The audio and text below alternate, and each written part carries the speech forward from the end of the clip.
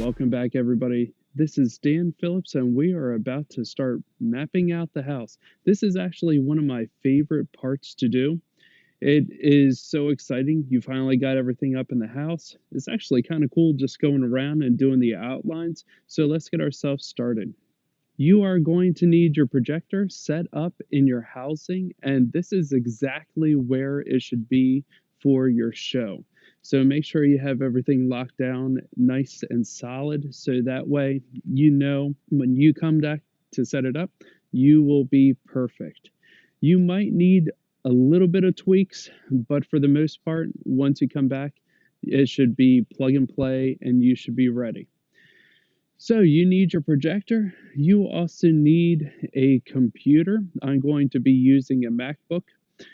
You're going to need an HDMI cable to connect to that computer. Your program will be Keynote, PowerPoint, or any other thing that you can draw lines with. I'm going to be choosing to use Keynote. That's what I've had the most success. And then that's pretty much it. Let's get ourselves started.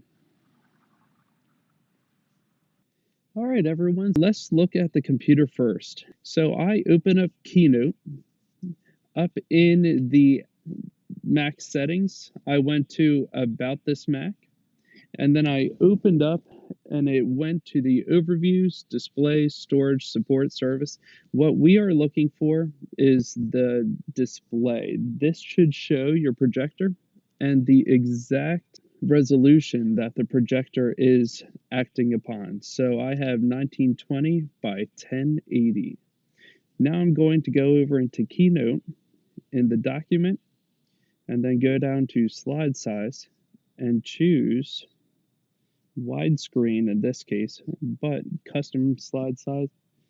This will say 920 by 1080. If you need to change it, go ahead. And now that you have the resolution set right, you are going to click OK. And your screen should have changed to match. Now, if you look up the house, you're going to see that it is not lined up. So let's get into that. The first thing that a lot of people make a mistake on, they forgot to go into the full screen. Once you go into full screen, you want to get rid of your sidebar, and eventually you're going to get rid of this as well. But the first thing I want to do is go over to Format and click off Title and Body, or you could just select and delete them. So I re-clicked on Format, and then it all disappeared. Taking a look at the slide, I zoomed out a little bit. You want to have this bottom edge down on the bottom edge of your screen, or garage is really like that bottom line of your house. That's where you want it to match. You also want edge to edge being all the way out at the far extreme of your screen, not past, just exactly fitting your screen. The top end, it doesn't matter. So I'm going to play with the zoom. Okay, I zoomed out. Now I'm going to lift it up a little bit so you can see that it's at bottom. I see that there's still a gap here, so I'm going to come out a little bit more. Okay, and now I'm going to slide up to make sure the bottom's there, and I'm going to slide left and right, and it looks like it's fitting exact. And I can tell because see how this side has a scroll bar? Down when I go left to right, there isn't a scroll bar. So I'm going to zoom in just to show you. Now as I go left to right, see the scroll bar came up? You don't want that, okay? Turned out my zoom was 100%. That is much easier than my first projector. This is the fun part. So buckle down, this could take a little bit. I recommend for the first time you do this, just get a basic outline. The first time I did this, I literally went through each little panel of the garage door and I had those all marked off. I really wouldn't suggest it. So I had about 4 years of doing this and I never used it. Grab a shape or a line, drag it down, and you should start seeing it appear on your house. I'm going to start with the garage door because that's the easiest thing for you to see. So I'm going down to the bottom point, and it's easier to grab in the middle, so that way you can see the points. So I'm going to kind of put it right down there. I'm going to grab this top part, and I'm going to drag it up to the corner. You might have to hold Command, so that way you have a nice smooth drag. If not, it automatically wants to go 90, and you can see that's not going to work. So I'm holding Command, getting over to that side, and I drop in. Now I'm going to click off, and I can see that it looks great over there. Okay, I'm going to click on this, and just to make it a little easier later on, I'm going to do a larger, thicker line. So I'm going over to Format, I'm going to Stroke, and I'm going to make that 2 points. That looks great. Now as I looked back up, it does look like this bottom corner went off a little bit. So I'm just going to click the line, bring it over, and readjust this top. All right. Next, grab another line, drag it down. I'm going to meet the points. Okay, just close enough that you seal it. Grab this top point and hold Command, bring it up to that corner, and I'm in. So this is kind of the basic way that you're going to have everything. I recommend that after you start and you have a couple lines, if you have a similar line, just copy and paste it. That way you don't have to play with all the lengths as much, and you don't have to go around and change the sizes and all of that with the thicknesses. So I'm going to keep going. Copy, paste, match that end, holding Command, grabbing this top corner, holding Command, bringing it out. All right back up there. Grabbing another line, copy, paste. All right, matching corners, close enough.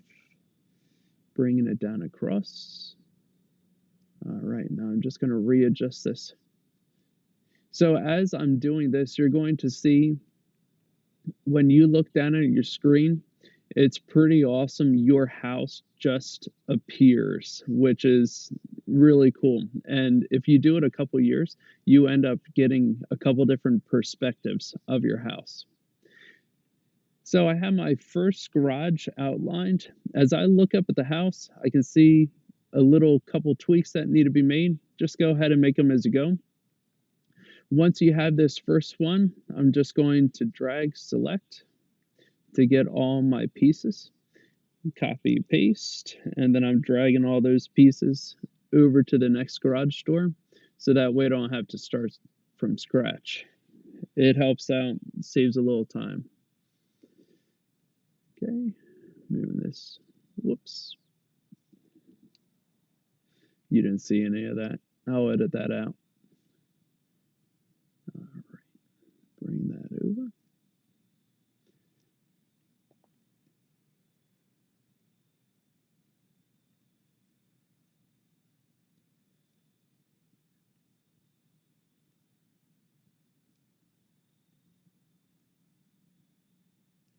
Everything is lined up perfect. This is great. Now, you have the whole rest of the house. I recommend learn from experience. If you have a wife sleeping up in the room, just go ahead and take a square right off the bat, go over and shade the windows. Tell you what, makes a much better experience when you go back into that house. Format, black, and that is sleeping wife and kids up there. Copy, paste, and boom. Okay, you're going to keep going through the house. The last thing I want to show you is how I do these circles. Now, you're projecting on, so it's going to be a little skewed. Honestly, you just have to get close. So I'm going to bring a circle down. I'll do the big one here. Okay. I'm going to expand out. I'm going to hold the command so that way it's a little stretchier. And these take a little bit of extra fine tuning, but really, as long as you get it close, you are set. Now, why do we do all this? If you look up at the tree over here on the left, you'll see it is big and ugly, and it really distracts your eye. So once you do the program mapping and you put the masks on, not only can you go in and out of different windows and garages and different floors, making all the columns different colors, but you can take all that light off of all those trees. And so people can really focus just on your house. So I have this one pretty close enough. It is okay that it overlaps the gutters. When you get into Photoshop, and I'll show you, we will clean that all up. All right. Good luck clicking through your house.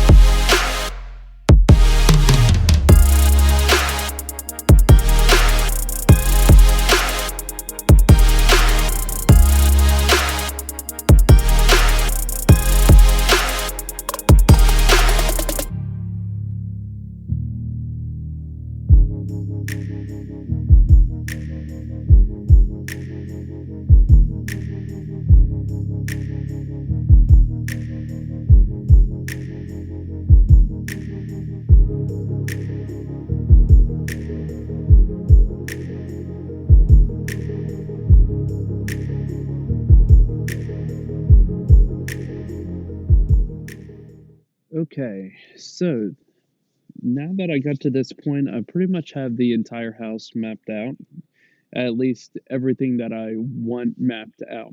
This is now the time where you take a look at your image, not looking at the house to see, did you cover everything? I noticed there is a little space here that I have to do something with. So what I'm going to do, I'm just going to take this, copy and paste it, drag it down, and then bring it down to the other end here. You might be wondering what's with all these circles around here. This is where my lights are. And then I have a couple cameras out. So those are just kind of there. I put blackouts so it's not blinding the cameras, so it's able to be seen. I marked the lights here just in case I wanted to add a little fake light looking image, who knows, like, so it looks like it's on, but not necessarily putting a fake light there. Or you can even put a little wreath around, who knows. Over on the side, when I took a look back, I noticed that I was kind of short here. So you can zoom in and do a little fine tuning, just kind of dragging that down. Oop, over here at the window, I need to just extend that. As long as they're pretty close, like over here, I'm not going to worry about these little bumps. In Photoshop, I'll just kind of take them out. Also here, where there's overlapping, the same thing in Photoshop, take them out. As I'm looking around, I'm just going to kind of extend this up, try to keep it as straight as possible. This will just take it right up to the top. Right.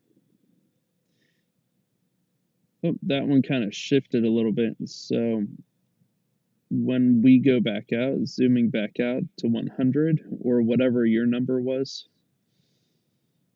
So mine was 100. It should line right back up again, and you can wiggle it to side, make sure everything's in. In fact, it might be good to do as you are actually doing the mapping. That way you know you're still on and you don't have to redo the entire thing. So looking through, this is pretty much done. Now I just have to export it and put it into Photoshop. So the best thing that I found for exporting, I'm just going to go down to Export Images, and then I'm going to choose Format and Ping Files. For whatever reason, that's what seems to always work the best for me. And then you go through the next and, save that file so you can open it in Photoshop. So the next video that we will be doing, we are going to be looking at Photoshop and creating the masks for the videos. Thank you again for joining, and I look forward to reading all your comments and seeing the displays that you come up with.